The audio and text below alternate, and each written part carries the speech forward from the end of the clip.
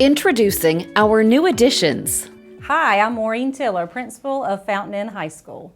What is your previous background? Hey, how are you? Hello.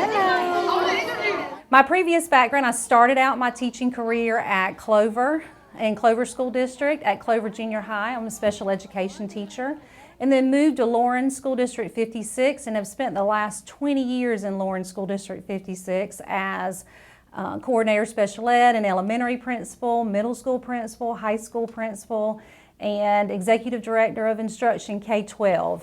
My longest stint was at Clinton High School as principal, and that's where I've spent my last 8 years. When did you know you wanted to be an educator?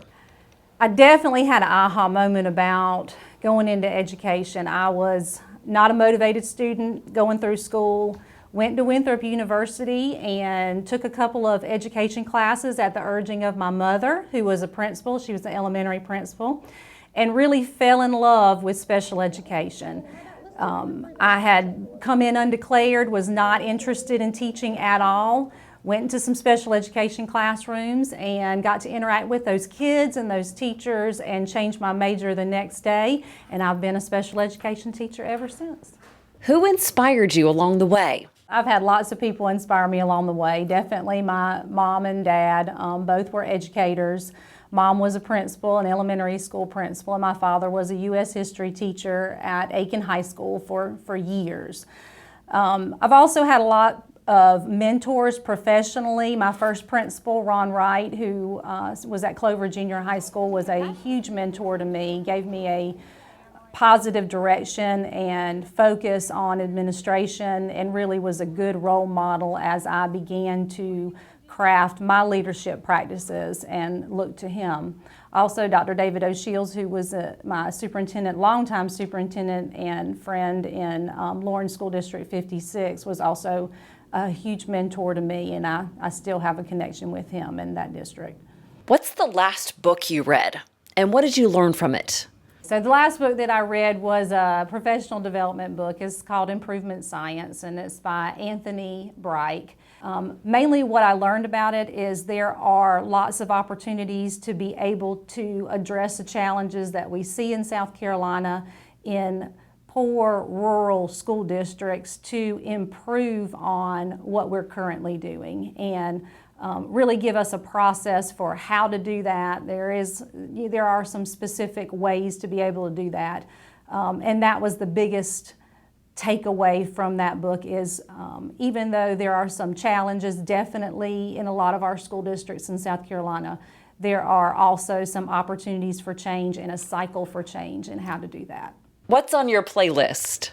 Currently on my playlist, listening to a lot of Paul Simon right now. Paul Simon Essentials. I think that's just helps my flow. He really gets me motivated and thinking about what it is that we're doing as we're looking at working and planning. So Paul Simon is definitely on my jam right now. He's definitely I'm definitely looking to listen to him. Tracy Chapman's on there, Indigo Girls are on there. Had a little bit of country music on there because my son is a huge country music fan, so he's got me listening to a couple of country music songs. I don't really know the artist because I'm not a big country music fan, but he has forwarded some of those to me. So I really like a lot of different music, but I'd say right now in my head, Paul Simon is right there on my list. What's your favorite vacation spot? If you look around my office, you should be able to see some of my favorite vacation spots, but one in particular is Edisto Beach. We go to Edisto Beach every year with my family. We've been going there since I was a child. So if I had to pick a favorite vacation spot that I would be able to just relax with my family and be able to unwind, it is definitely Edisto Beach. Is there something people might be surprised to learn about you? Usually the thing that people are most surprised to learn about me is that I was such an unmotivated elementary, middle, and high school. So it really started middle and high school. Very unmotivated, was not on a path to go to college, was not interested in going to college. I had two parents that were educators that really pushed that college education, and I went because they pushed me to do so.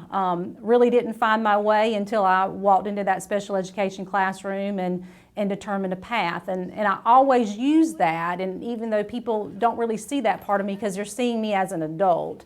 And we forget that about kids a lot of times, is that they are a work in progress. They don't know what they're going to be. They don't really have all the answers.